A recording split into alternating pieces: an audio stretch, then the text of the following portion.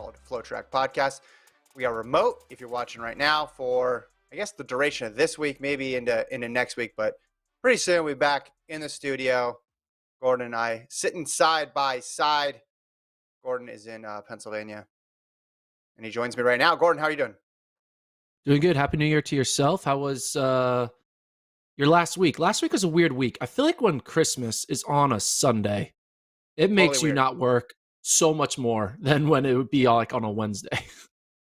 When Christmas is on a Sunday, that means New Year's Day is on a Sunday, which Yeah. means if you're a fan of college football and bowl games and you sort Well, of that's great. orient, well, no, it's bad because the NFL takes it over on Sunday and then you're super confused and then you lose all orientation. The Rose Bowl is like 3 hours from now on January 2nd on a Monday when half of the country is probably working. It throws me through a loop. I think it throws other people for a loop who kind of like count on these yearly traditions, like you kind of fall out of routine during the holidays, but there's a couple things you can count on.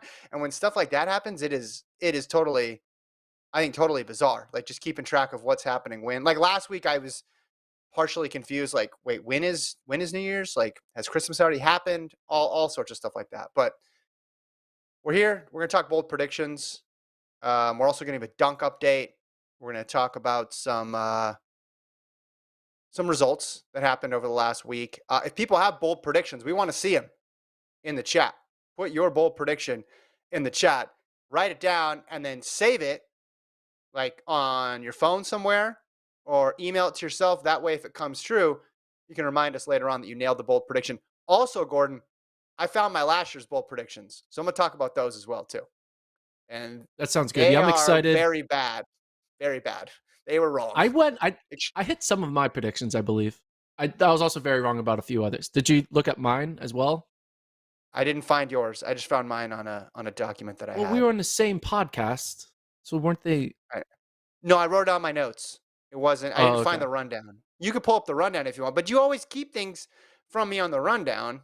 Like you never write what your prediction's going to be. But I guess you could scroll all the way back and try to find it. Do you want to hear Let's see if mine? I can find it. Yeah, what are yours? What were Okay. your 2022 bold predictions? So I made 4 2022 bold predictions. 1, Galen Rupp will win the World Championship Marathon. He got 19th. My second one, U.S. women will break the 4x4 world record. They ran very fast. They did not break the world record. 3, I continue my tradition of involving Grant Holloway in a bold prediction. And I said he will go undefeated, indoors and out, and go under the world record twice. Now, I meant outdoors on that one. So he never broke the world record in the 110s, and he lost 3 times. And then I said, no world record in the 400 hurdles, men or women. 50% right there. But where I was wrong, I was completely wrong because Sydney just smashed it. So I'm going to give myself 0 out of 4 on my predictions for 2022. Okay, I'll go through mine. I said Paul Chelimo would win gold. That did not happen. I don't think he didn't even make the team. I said U.S. women will break the 4x4 world record. That did not happen. But No, that was mine. That was mine. Oh, that was yours? Okay. Yeah. Abby Steiner breaking the 200-meter outdoor record. That happened. I said Sha'Carri Richardson won't PR. Did she PR? Did she ever win legal PR? She ran fast before USA's.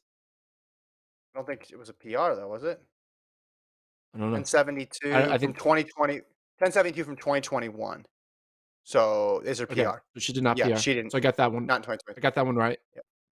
I said Matt Centrowitz won't make world champs. I got that one right. So I think I went 2 for 2. Two out of 4.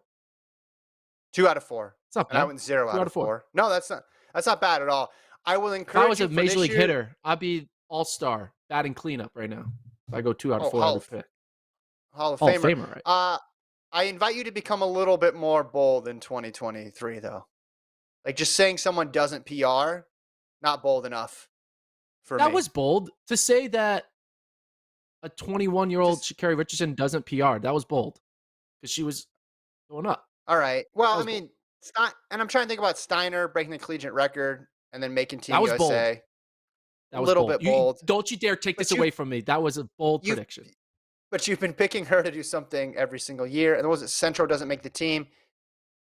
Yeah, I I guess. was But bold. then we found out Everyone about was the like, injury. "Why Okay. are you counting out Centro?" Come on, those are bold.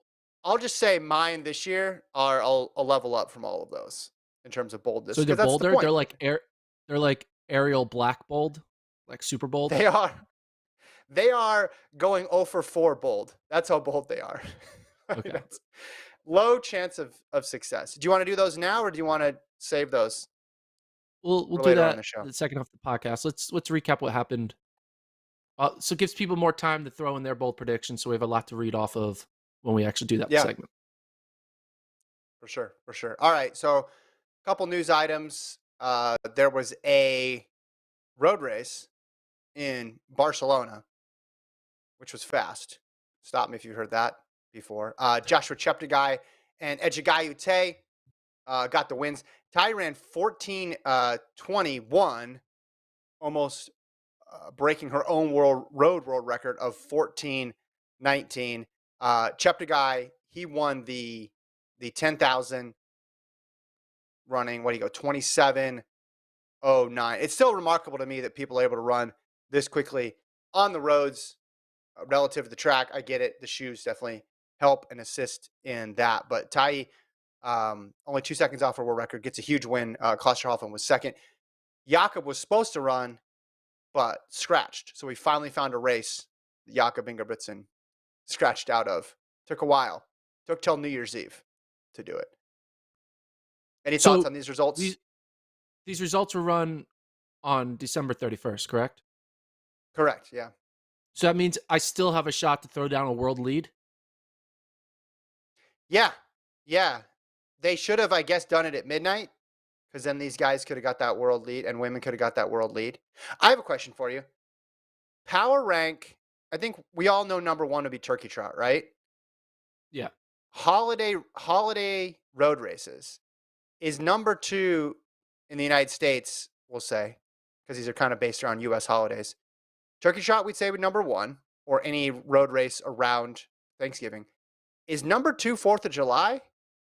And if it's not, what is? And what does New Year's Eve need to do to get in the mix? Because I got to admit, some these photos of these races happening late at night and New Year's, like, it looks pretty cool. Like, I watched the video, the atmosphere, the ambiance looks kind of fun. But then you're asking people to give up their New Year's Eve plans to do this. Yeah. It's fun to like read about it and watch it, but I don't think it's fun to like run that late at night. Kind of screws up your holiday because then you can't Mm, really enjoy it. Then the next day you're tired. It's just like it messes with your at least a turkey trot. You're running, exercising, and then yeah, you eat all the food right after. Here you're exactly. exercising, then it's the middle of the night. You go to bed, you're kind of drowsy, and it's just like what's going on. And then all of a sudden you got to go to work the next day. It's just like not ideal. But it is a cool concept that you run first Mhm, thing the first day of the year. You know, people do the whole thing. They jump into water the first day of the year. They do like the polar mhm. plunge, you know, to get the new season's best first day of the year. Like that's a Mhm. cool idea. Um, I'm not sure if I'm going to go out there and run 27 minutes in a 10K the way Chep the guy did, but hey, what he's in a different world. what could be number two? Because I don't think anybody's knocking off the turkey trot because of the reasons you described. It's tailor made for a road race because it's a holiday that takes place in the afternoon to early evening, depending on when you like to eat your food. And you're right, it's a physical activity that counterbalances what you're going to do the rest of the day, which is lay around. I mean, people say Thanksgiving and football go hand in hand, but it's really Thanksgiving and road racing. So I don't see anybody knocking off that as number one holiday road race. What has a chance? Like, what's in the mix for number two? Do you think? Other than, I think, 4th of July, but what else? St. Patty's Day, Okay. because then you drink, you run the 5K, then you go to the bar right after. You run to the bar, basically 5,000 meters away. But the problem I don't is know. St. Patrick's Day it's the same like day every year, right? So it could be on a Wednesday Yeah, or something. That's a problem. I did a Valentine's Day race one time, but again, that could be any day of the week. Were you Like, single or thanks. in a couple when you did it? I was single, but the race is called. It was in Eugene, called a couples classic, and you pair with somebody else, and then you combine times, and that's how they do the award. So it was Valentine's themed. Okay. Were Yeah, you, were you the we didn't win. I don't think. you didn't win? Okay. Was it because of you or because of your I partner? yeah, me, of course. Yeah, yeah. I was the slower. I was the slower one. I mean, I beat my partner in the race, but relative to the field, I did worse. Yeah. I mean, Memorial Day, that might be that's a long Okay. weekend, 3-day weekend. That might be good. Monday. Um, on a Monday. 4th of July is good Christmas. because then you go to Christmas is never going to work. barbecue after. Christmas, no. Yeah, and 4th of July in the United States, federal holiday, so most people aren't working, although some people are. It's not like Thanksgiving where just it's pretty much understood Yeah. that people have the day off for that. I'm just wondering. I just wonder if there's some opportunity out there for an upstart holiday to put a marker in the ground and say we're gonna be a road race holiday. Ooh, Groundhog Colt pulled Day, one up. that'd be Ground. fun. Gotta Groundhog Day do it all over marathon? again though. Yeah, you gotta do it twice. You gotta do it over and over again. I mean, Bill You do Murray like is a the really honorary small starter. loop. Be cool. They make the loop Yeah. like only like 800 meters, so you feel like you're just doing Yeah. the marathon loop over and over and over again. That'd be funny. uh, all right. Other bit of news. Some more Melrose announcements. Lyles, Coleman, and Baker in the 60. Do you have any thoughts on this? I have one thought, but go ahead and go first. Well, my first thought is Ronnie Baker, right? I'm trying to remember what has he done lately He was hurt because last year, right? he did run indoors. Um, he ended up getting sixth in the U.S. indoor 60, but he ran a Mhm. 6:55 over there in Birmingham last year. But then outdoors he was nothing, right? He ran one race in April. I Yeah, guess I think he was hurt, technically he right? also ran a 4x1 and he was hurt. So Ronnie Baker, though, if you go back to 2021, he was pretty good. I mean, Oh yeah, he got fifth at the Olympics. He ran what was his fastest time? He ran a windy 982. So he went a win legal 985 legal. 983. Yeah, 983 legal. Yeah, He yeah, did in that the in the semis. semis. Yeah, Yeah. there So was after the semis, there was a chance he was going to be the gold medalist. Remember how wide open that race was? Final didn't work out for him, but there were a lot of guys in the mix. A couple things go differently. He had a really good resume that year. Like, so I yeah, think it would have it'll been a be interesting to surprise if he see. won. It was also a Yeah. surprise that Marcel Jacobs won that race too. Like if Baker had won that race, it wouldn't have been any bigger of a surprise than Jacobs winning. That's for sure. Yeah, no, I agree.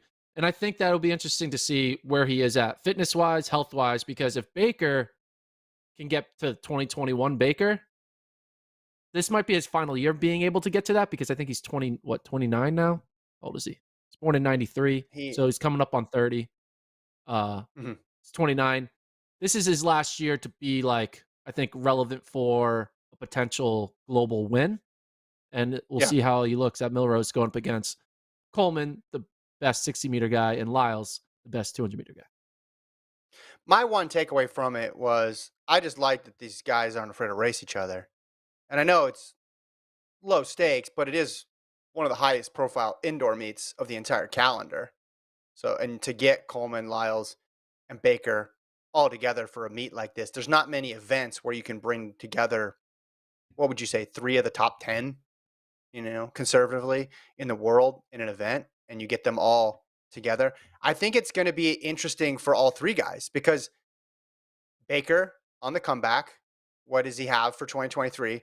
Coleman, after how last year started, he wants to get off on the right foot. He had the layoff because of the suspension, then came back. Well, now he's been back. Are we going to see the indoor Coleman that we've seen before? And remember, indoors last year he was really good. And then Lyles, what chance does he have at a potential double? He said he wants to really emphasize that that portion of his race that's been a weak spot, in previous years. Well, the 60 is a good spot to work on it. So I think this is actually going to be an interesting barometer for all three. of these gentlemen, which you can't say about every single indoor race in the end of January, but I think you can say that here. Yeah, I'm excited. Should be good. And I think the conversation you and I are going to be having over and over and over again throughout all of 2023 is going to be Noah Lyles and the 100-meter dash, because we know what he's going to bring the two. We know what Mm, the 100-meter guys of Curley, Baker, Coleman, Bracy are going to bring in the 100. But Lyles in the 100 can go one of two ways. It can go to like, oh yeah, he's good, like, or it could be like, holy crap, he's great, and we just don't know what we'll get. So I don't think he'll Gordon, be bad. He'll either be Gordon, good or great. Hot take. Gordon, you're stealing my bold prediction here. You're going Okay, down the well, road, I'm gonna and I'm say going that. with the bold Sorry. prediction. No, it's all good. It means I'm on to something, or maybe I'm Got it. off of something. Maybe you're off. Next topic. Keep the bold predictions coming in the chat. I'll just read a couple here. I'll sprinkle a few in here before we do our next story. You ready? Uh, Yeah. Bold prediction. Forrest says Keeley defeats Mo in Budapest. All in the game says Mary Ooh. Mora is still the wild bet in the 800. So, um, Lefty Lewis says Shrika Jackson breaks the 200-meter world record. Ooh. Got some other ones here. Fred Curley breaks 9.7 in Budapest. Ooh, Asiru says Toby Amasan will go under 12 seconds this year. I think that counts as bold for sure. Um, Forrest says Parker Valby wins 5,000 outdoor track NCAA title. Yeah, I mean, at this point, I don't think that'd be a huge upset. Um, Lamont Jacobs wins gold again, according to Ron. Tampa Eagle says a thing under 49 on the flat 400, and Sydney under 48.25 on the flat 400. Okay. Lamont Jacobs winning the 100 would be wild. I know that like we needed him to do it again, and he did do it in the 60. But if Jacobs It won would the be 2023 outdoor 100-meter title, I would be. I don't know. it'd be I weird mean, he's because he good. would Don't have get me gone, wrong. yeah, but he would have gone from underdog, totally out of nowhere, Olympic champion. Then he's the established guy, but then because of injuries, and then he'll fall all the way back down, and then he'll be underdog again, and then he'll win it again. I think would be crazy. I think that'd be a crazy Kind of story. like my Philadelphia Eagles. They were great. They were underdogs. They win the Yep. 2017 Super Bowl, and now this year they're underdogs again. They're gonna win it. And then Sorry, you just had to showed get that up in there. to a game and jinxed them. So I did. you, First ever you're, NFL game, you're. and they lost. I, I, afterwards, I saw on Instagram. I said, oh no, he did it again." I mean, not that you've jinxed in person, but just when you're watching with groups of people. You did it to France in the World Cup final. You did it to US in the first round of the knockout stage. It's like whenever Gordon's around people cheering for the same sports team, look out. Hooper tier sub 1255 from Charles. Whoa, And then Extraordinary says Grant Fisher medals in the 5K and the 10K. Okay, so both. I almost went. Okay, so I almost did. Since I'm not doing this one, I'll just say it right now. I can give you guys some of my discarded predictions. I almost went Grant Fisher gets gold, but I realized you own all the Grant Fisher stock. Like you are the Grant Fisher guy. You're the Yeah. I don't know the spokesperson. Him and Abby Steiner. Yep. So I didn't want to take that one from you, but I thought that qualified as appropriately bold. Yeah. Almost. That was on my mind for potential, but I kind of wanted to stay away from the classics with my predictions. Ah, But you're at the mixing end it of the up day, and I'm still there's still some classics in there that I'm sprinkling in my bold predictions. But I feel like it was too on brand for me to have Grant Fisher wins gold. So I had to yeah. change it up. I But it's still one of believe it. those things where if on one hand, if he does it, you're just like, oh my gosh, how did Grant Fisher pull this off? Look at how stacked the rest of the world is in this event. But on the other hand, you actually go back and you watch the 5 and the 10, and he's right in the mix in both races. And you say, hey, we probably should have given this guy better odds because if he positions himself a little better or if his kick just gets a tiny, tiny bit better, he could have been in the mix. Saying he's going to medal, I don't think is bold enough to qualify.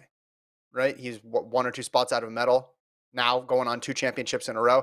I think the bold move would be to say, hey, he's going to get gold, right? He's going to beat Cheptegei. He's going to beat Barrega. He's going to beat Jakob and get a gold medal. That's the bold one for him. What else we got? Noah Lyles runs 640. Femke Bol beats Sydney in a race somewhere, maybe not world champs. And then Jacob Wolf says Cade Flat wins NCAA 800 and makes Team USA.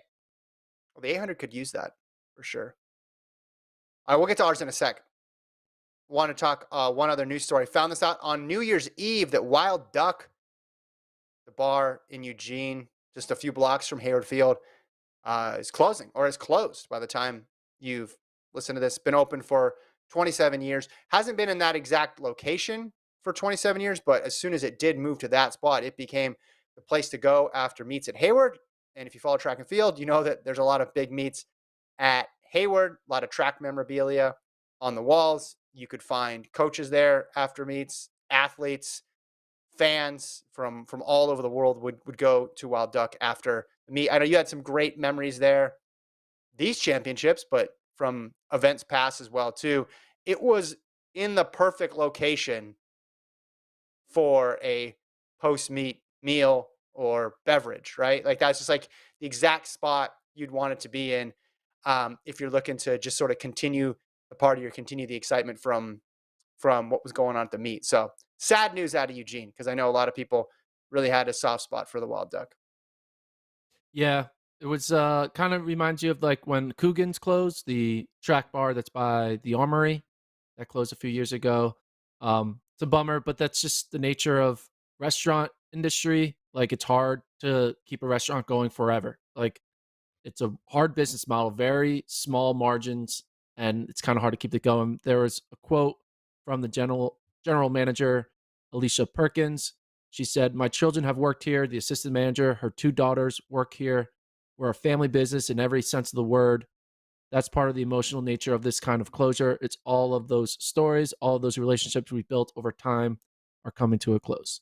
Yeah, and it hits differently. It's not just a regular restaurant, like you said. It was a restaurant that was themed for track, which is Mm-hmm. pretty cool. And when you're a niche sport and you have something, hell, like anytime a sandwich is named after a track runner, we think it's a big deal. So a whole restaurant Yeah, yeah, where track was the overarching theme, it's a bummer. I do try to think of yeah. my most memorable moment. It's it's not even like a sighting there or anything like that, because whatever, like, yeah, the athletes go there. Um, I Yeah. just remember I was sitting there at like after a track meet. It was probably the Olympic trials, 2016, Mhm. and um, was sitting there. I was eating with colleagues, and an assistant coach for a school sat with us and was friends with one of my colleagues, and he was like telling us about how he's going to have a good cross country season. And he's like, "Yeah, we got Mhm. this guy coming in. His name's Matt Baxter. I think he's going to be pretty good for us. We think we're going to be pretty good." And I was like, "Really?" Mhm. And that was the first moment when it was the NAU assistant coach came in and was basically Yeah. saying, "Hey, we got something brewing." And then now that was Mhm. the year they won the first one. Then they went on to win again and again. So that was the little summer preseason before the NAU run when they were told like, "Hey, we got Mhm. this guy Matt Baxter coming in." He ends up finishing like top 15 as a sophomore, and the rest was history. Yeah. So kind of cool. I do think because there's still so many big meets, there's going to be another place. Now, it's not going to have the history. It may not have the strong connection to track and field right away, but there's going to be another place where people gather after a meet because people are always going to want to socialize, party, have a good time after going to the meet. The other thing too is one thing that people liked about it and people bring it up is like, hey, everybody's here, right? The athletes, it's so cool to be able to see these pro athletes out there along with coaches or just like icons of the sport too, right? People who had retired, like legends, and you're just like, oh my gosh, like they're at the spot that I'm at. I think that's going to continue though, because that to me is just the nature of track, right? The nature of track is that it's a very small community. So you're always, if there's a spot to go to, you're going to see everybody that you saw at the meet, unless it's in just this gigantic city, which Eugene is not a gigantic city. So there's only a few places to go to. Track is a small community. I think you're still going to be bumping into like track and field royalty when you go out to these places. So I think that's something to keep in mind. All right. Should we get into our bold predictions? Yeah. Bold predictions. So All right. I have 3. Do you have 3? I have 3 as well. Hopefully we don't have the same. Yeah. I didn't want to write them down because I didn't want you to know my 3. I want you to be kind of like, whoa. Same. What if we had the exact same 3 bold predictions? That would be amazing. I told Colt, I sealed them in an envelope, and only Colt and the executives from Ernst & Young are aware of the results of my bold predictions. So mine go are ahead. just on a notepad on my desktop right now. All right, you go first. Okay. First one. All right. You want increasing level of boldness, or do you just want any order? Chaos. Random. Just randomize it. All right. I'm gonna hit you. I'm gonna hit you hard with one right out the gate. Boom. I'm gonna smack you in the face, Gordon. 2023. Ready? Right. Ready for this? Yeah. Ready for this? Yeah. I'm gonna ask you a question. First of all, what's the one event where the qualifying standard got slower for the Olympics? You know the answer? Men's 400. Men's 400. Men's 400. Not going to be slow forever. I'm going to call it. Men's 400 meter world record goes down in 2023. By who? I don't know. Likely candidate, Michael Norman. Mid 43s, a lot. Maybe he has his perfect race. Maybe it's someone we haven't heard of. But you're not going to keep the men's 400 down forever. World record. All right. So like Stephen Gardner, how about that? Michael Norman, maybe that is bold. Maybe there's a young guy. 43.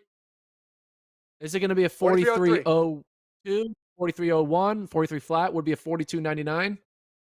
It could be. We could see a 42, but we're going to see it this year, and it's going to come out of nowhere, and everyone's going to say, "Wait a minute, that event seemed like it was a little stuck." Okay. Nope.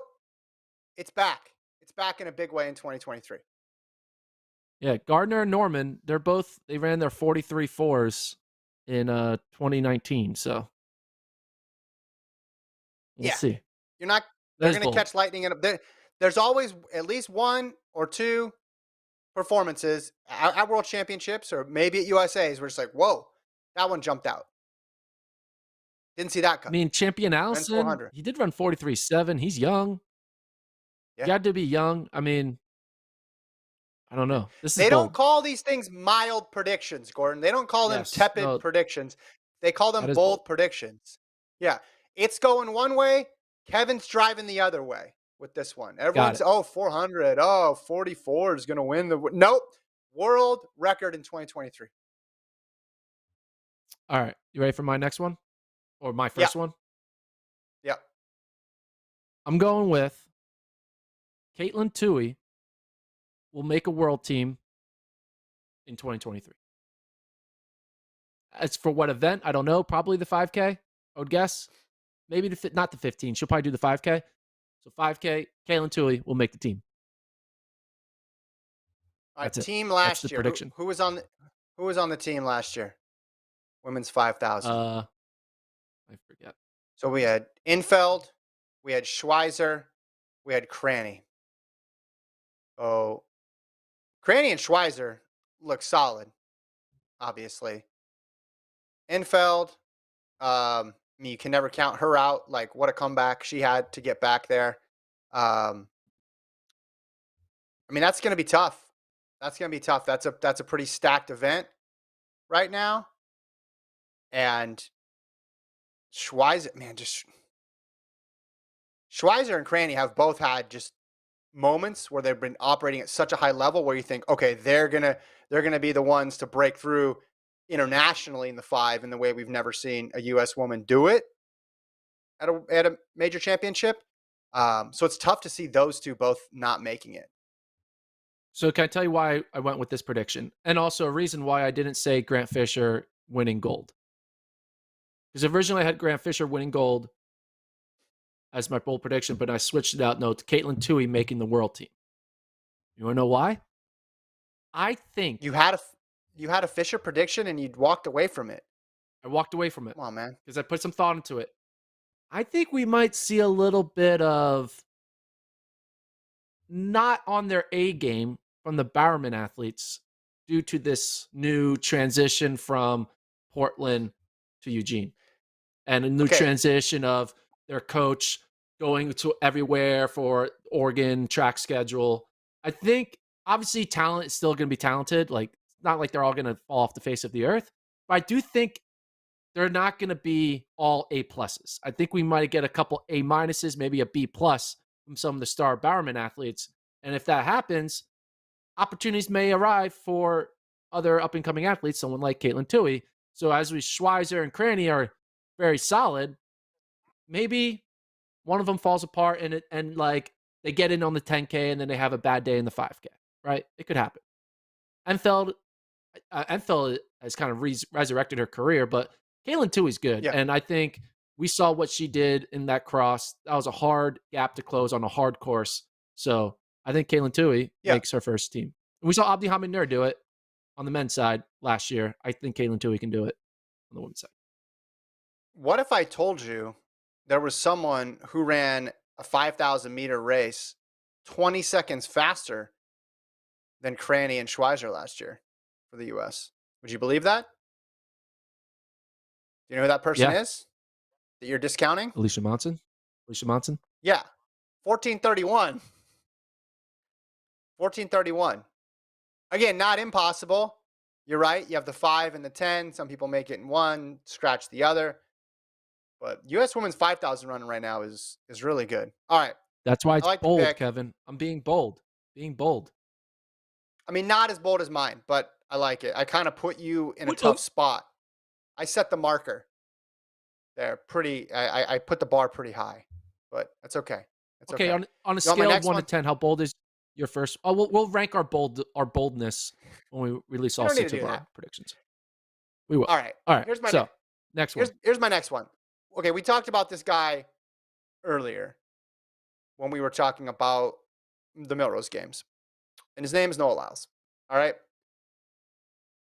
I'm going to say that Noah Lyles pulls off the double in 2023.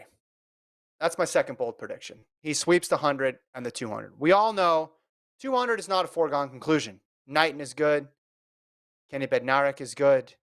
You could have Fred Curley double. You have Andre DeGrasse.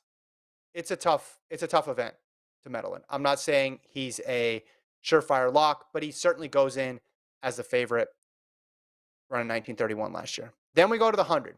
We know he wants to run the 100. He's wanted to double for a while. He hasn't had the same success, obviously, right? He didn't even run it at USA's last year. But I just think the pressure is going to be completely off. And I think that men's 100 is wide open. He doesn't need to run the 200 at USA's to qualify. He has the bye. The US gets 4 entries into the World Championships in the 100. So you take Curley out of the 100. So he just needs to finish in the top 3. And I just feel like it's going to be really tight again this past year. Remember how close it was between Curley, Bracey, and Bromell. I think Lyles could figure out a way to get in the mix, maybe 1 or 2 things break his way, and he's able to edge it out. So I know his PRs aren't as good, right? He's a 9.8 guy. Those 3, Coleman, Bromell, and Curley are all 9.7s, and then you can't discount Bracey because he's proven he can run with those guys as well too. But right now, I think if you were to rank them, where would you have Lyles in the U.S. 100 rankings right now? 6, 7, 8, maybe something like that. So I do think this qualifies as a bold prediction for him to pull it off. I just think he's going to be – I think he's really confident in the 2, so all the focus is going to go to the 100. And we saw last year at the end of the season – when it's time, like Lyles can deliver. So that's what I'm going with. So instead of elaborating on your bold prediction and giving my take on it, I'm just going to give my take on your bold prediction by giving my second bold prediction. And it's a prediction I made in the summer. I genuinely think Kenny Bednarek will win the 200. And I don't think it's going to be because Gold Gordon. I love it. I love the counter. And don't get me wrong. I don't think Lyles' career is peaked. I think Lyles will go on and break the world record in the 200. Like, I don't, and I think he'll go on to win another gold. I just don't think he's going to win gold in 2023, specifically this year. I think Kenny B wins this year. I think I could see Lyles breaking the world record in the 200 this year, yet losing in the What? 200-meter final. Yeah, he'll break the world record at some Diamond League meet afterwards, like at the Prefontaine final, breaks the world record because he's so pissed he didn't win the title. And he's like, all right, I got to show out there that I can do craziness. But I think, I don't know, I just got this vibe. Wow. The best Wow. don't always win. And I feel like there's a situation where I can see Lyles having a stellar year, but not have All that right. one title in the 200. So you're saying something weird just happens in the final and he doesn't win the Yeah. 2. Is that what you're saying, basically? Okay. Because Yes. I'm making I almost don't a think Kenny similar B is going to point. be running 19.3 or anything like that. I think Kenny B wins in like 19.5. Okay. I think Because I'm making a Lyles has a similar bad day. case. I'm making a similar case for why he wins the 100. But I believe I have more evidence for that because last year it was really close in the 100. Now, he wasn't involved in it, but it was really close. Whereas the 2, it was Lyles by a lot at the end. So he would have to have a pretty bad day in the 2. I just Yeah. I just like where he's at right now. I think the pressure I do is too. is off, and I think when he's runs free, he's really hard to stop. Yeah. I just think that, like you said, I think he probably has that. I think also the factor that he says he has a 200 locked in, right? He's probably not even going to run the 200 at USA's. He might be a little Correct. rusty in the 200 because he's not going to be as need to be as focused because he has the bye. He's going to be focusing on the 100.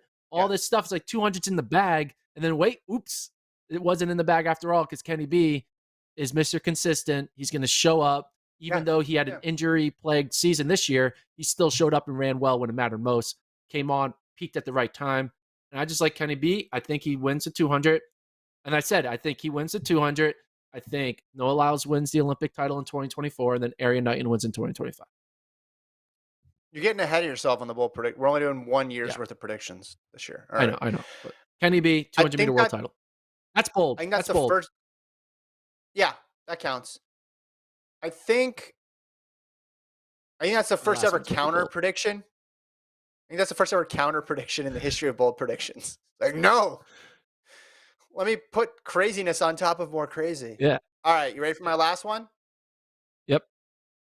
All right. So my last one, it's not as bold once I explain it. It's going to come across as bold, but really when you break it down, it's not too crazy. So maybe it doesn't even meet the threshold for boldness, but it also is predicated on a lot of things happening. And I'll just summarize it in one sentence. All new world championships, I screwed that up. All new world champions, try that for a third time. There will be all new world champions in the women's sprints and hurdles in 2023. Allow me to All explain. new world champions in the women's sprints and hurdles. So Let me 1, clarify 2, it. 100 hurdles, 400 hurdles. Those 4 events. Yeah, and I said it wrong again.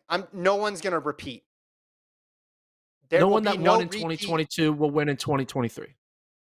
Yeah, I Okay. screwed that up like 5 different ways, but you get my point. Yeah. Nobody will have none of the 2022 sprint or hurdle champions on the women's side will win in the same event where they won in 2022. That's what I think. So So let's Shelly's go through them. losing the 100. Shelly's losing 100. So Fraser Price, let's just go 1, 2, 4, right? So or 1, 2. Let's just break this up into groups. The 1 and the 2, Fraser Price, and then Shrika Jackson. I think Elaine Thompson Hurrah is going to be back. I could also see a scenario where they switch, like flip the events. I know Shelly Ann's stronger at the 1 than the 2, but maybe Sharika wins the 1, maybe Shelly Ann wins the 2, but I'm just not counting out Elaine Thompson Hurrah. 400, Miller Weibo, we know going away from the event, and I believe Sydney's going to run it, which brings me to the 400 hurdles. I don't think she's going to run it. Again, this is just a prediction. It's just a guess. No information here for me. Yeah. Which would leave it open for Femke Bol or Dalila Muhammad or whoever. And then that just leaves the high hurdles. And I know Toby Amason is the world record holder, but that event, just remember how tough that event was, top to bottom, 1 through 8. It's real hard. So I think nobody's going to repeat. on the women's sprints and hurdles. What I want to do is I want to take this segment and I want to title it Kevin Doesn't Believe Shelly-Ann Fraser-Pryce Will Win the 100-meter title. Kevin doesn't believe in Shelly and Sharika. Dude, I want the country of I just Jamaica to come after you. no, but I'm saying it could be Elaine. I'm saying it could be the other Yeah. one. I'm saying it's real close. So there's no guarantees that they're going to hold on to those titles. The other one I was looking at, I didn't do this prediction, but I was looking at people who had won back in Tokyo. So who are the Tokyo Eugene winners? And how many of the Tokyo Eugene winners could become Tokyo Eugene Budapest winners? And if you look at the just the running events, it's El Bakali, who's still in the running. Emmanuel Career is still in the running. Miller Weibo, Athing Mo, Faith Kipyegon, and Sydney McLaughlin-Nervoni. There's only 6 that won 2. How many of them can extend it to 3? I would argue you're going to get that down to about 2 maybe this year. In part because of the scratches, though. So it's not as fun, right? Like Sydney not getting the title because she didn't run, or Miller Weibo not getting the title because she's not going to run is not as fun as, oh, she's going to get upset. I was going to say all of them will lose, but there's no way Faith Kipyegon is losing. So I'm just never going to make that pick. I like it. It's good bold. Good bold pick. You ready for mine? And don't get the country of Jamaica mad at me, because that's your job. So, Kevin, what is, when I say these numbers, I'm going to say 4 numbers to you. Tell me what they are. Yeah. 978, 988, 982, 958.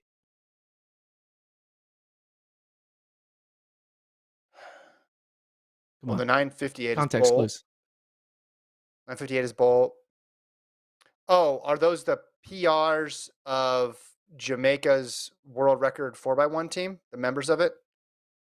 They're the PRs heading into the world record.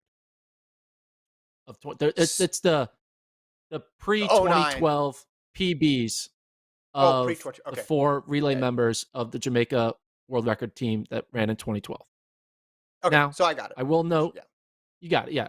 I will note that one of those PBs was Johan Blake of 982. He did go on to run 969 in 2012. But before 2012, his PR was 982. He ran 969 in 2012.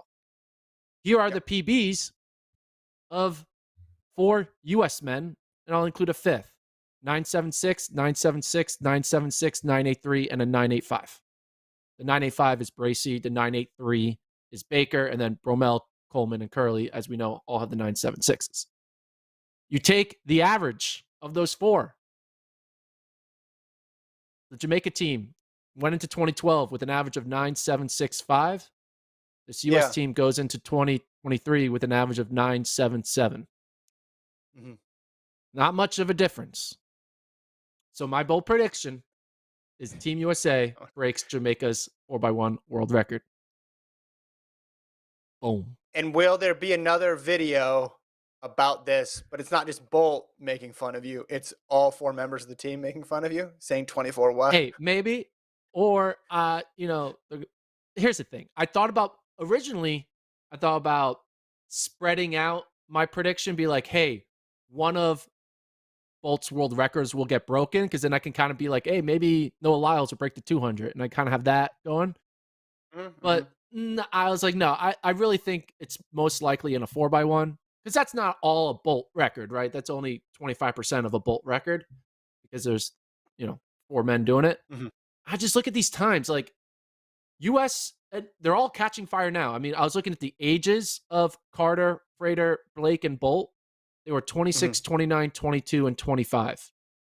Yeah. Bromell, Coleman, Curley, and Baker is 28, 27, 28, 29. So, like, it's now or never. Like, I don't think they're going to get any faster next year. I mean, unless Williams can come in and kind of throw in some more youth there. You're right. Yeah. This is the last time to really be on all 4 cylinders. And I think they have the loss, right? Up to Canada, so there's that motivation, and they ran really well in 2019.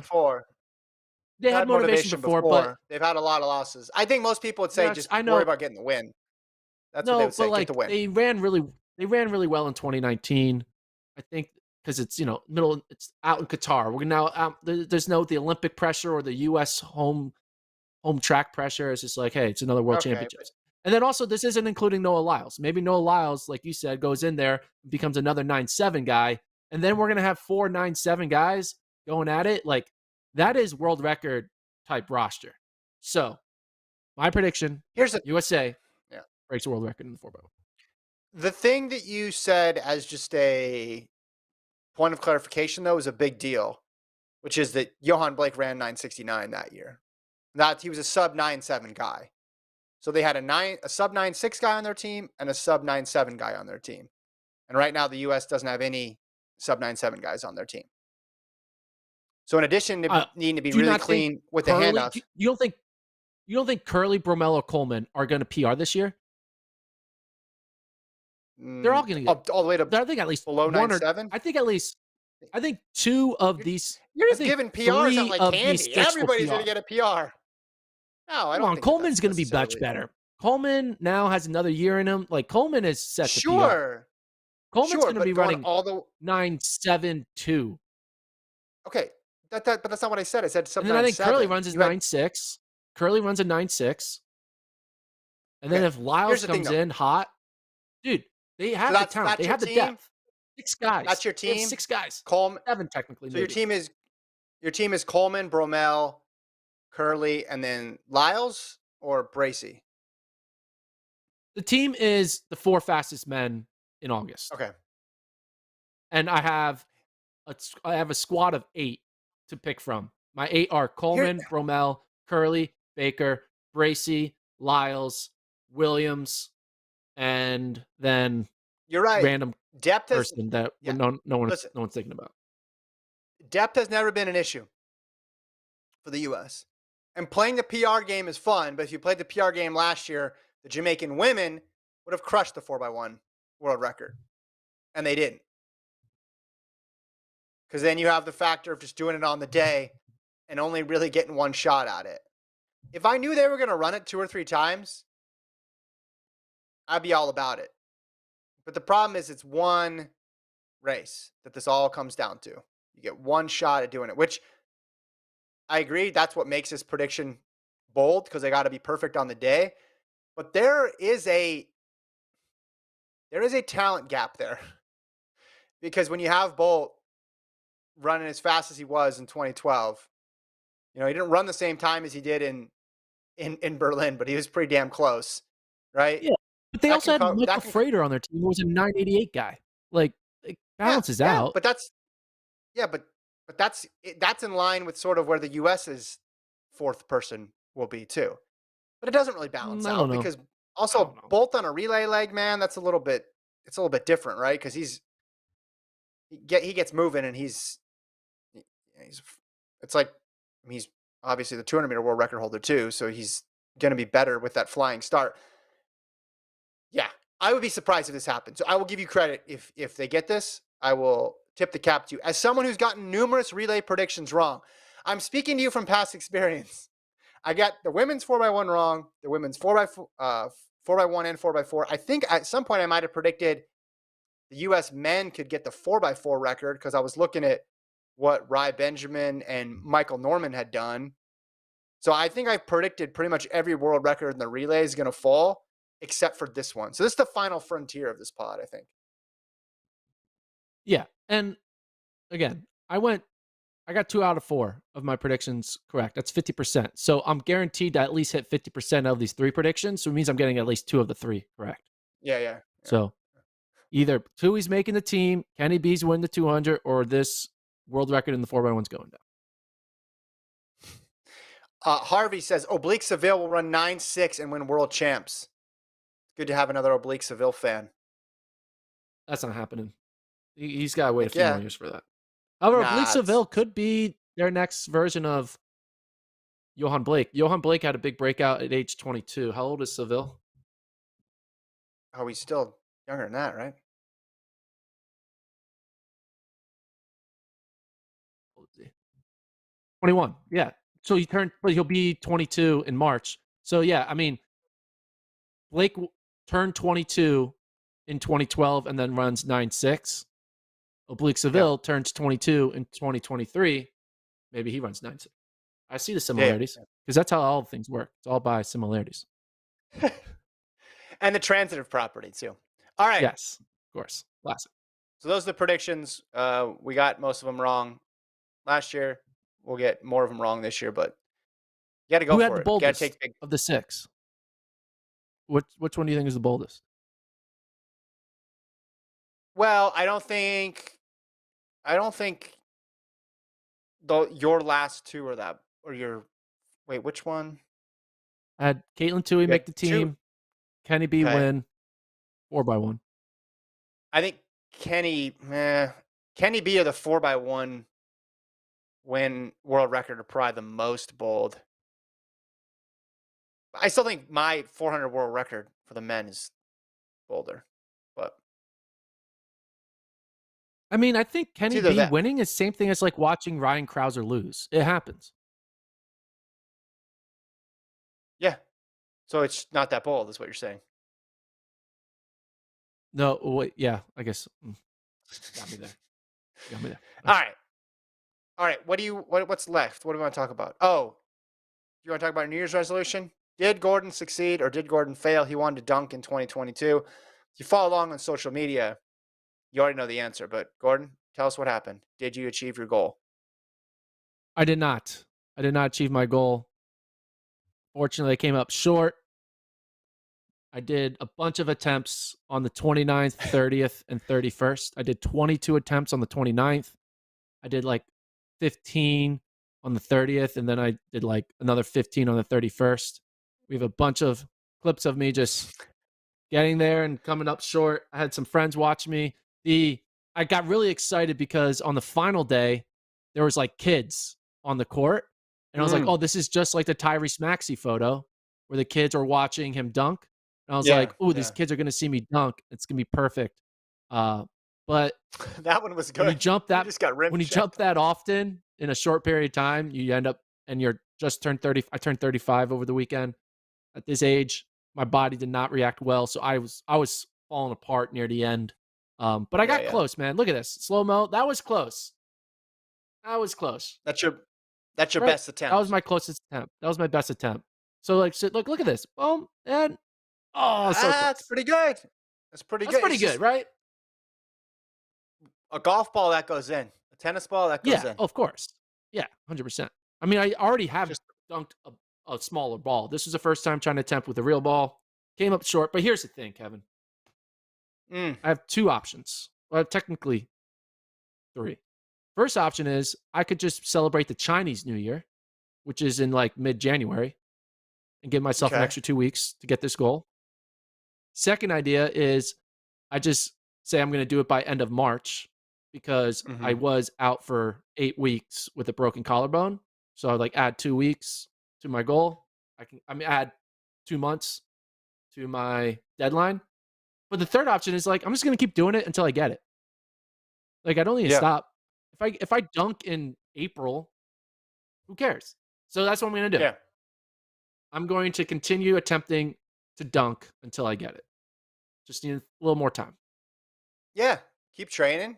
Get after it. There's no reason to Yeah, throw away all the progress you made. You're way closer when you exactly. started. We can see this before and after is pretty striking, Yeah. just in terms of how athletic you look in one versus the other. I think Yeah. you should keep going. I think now is the time though when you got to consult with the dunkers for some specific stuff. Yeah. Riding on the bike and doing a bunch of push-ups and doing some box jumps and stuff like now I think you got to get specific because now we're talking about Yeah. small margins. So now is when you Yeah. call Mutaz Essa Barshim or Vashti Cunningham. Like use your connections here to figure out how you can get this done. Yes. I should do that. I did have a friend who was a basketball player in D3 who knew how to dunk.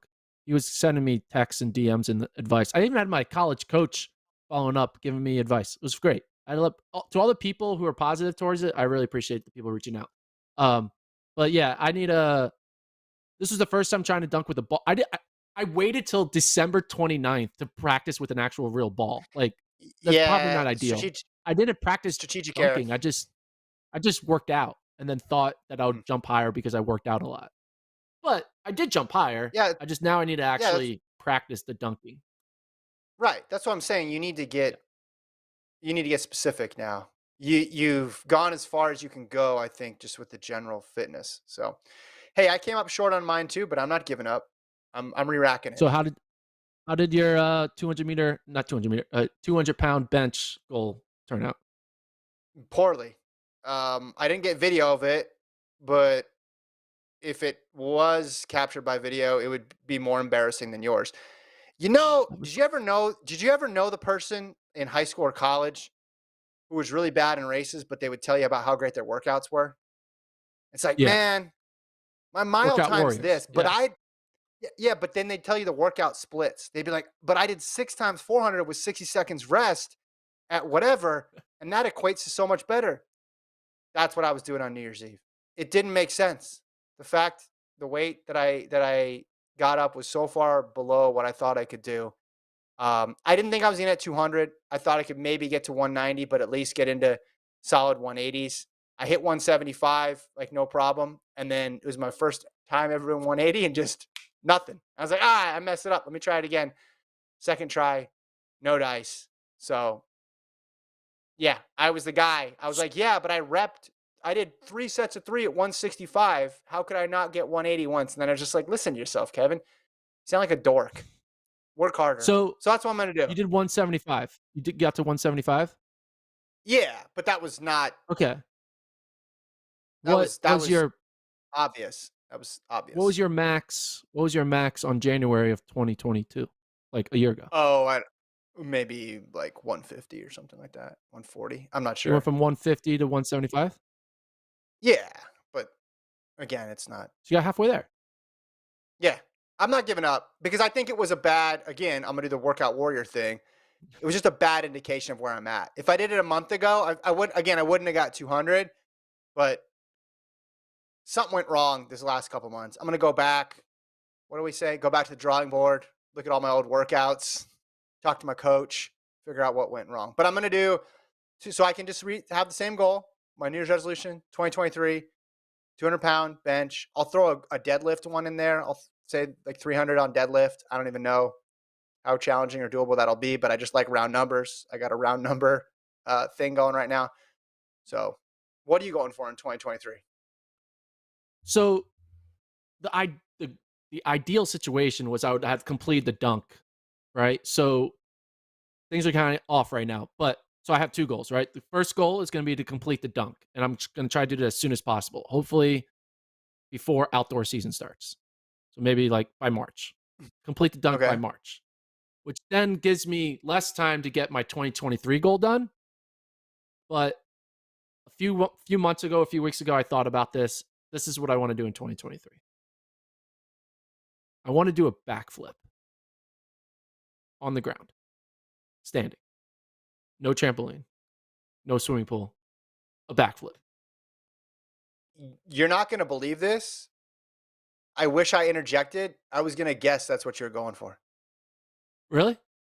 Literally in my head, I said he's going to say a backflip. Partially because like a month ago, you said I have a goal in mind, but it's going to be insane. And then I was watching football yesterday and someone scored a touchdown and they did a backflip.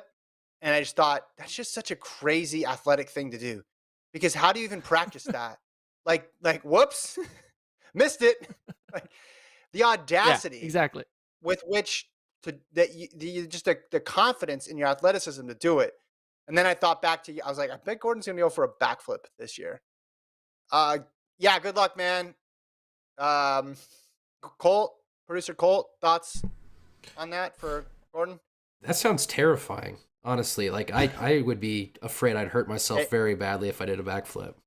Good. I mean, it's a good that goal though.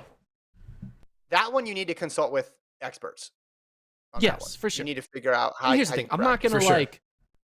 I'm not gonna be like, all right, day one, go stand on a cement floor and be like, let's go, let's see what happens. Like, I'm not I gonna mean, like do You like gotta a go to like a first trampoline park or backflip. something. Yeah, Into go a to trampoline foam park, pit. practice I mean jumping into water.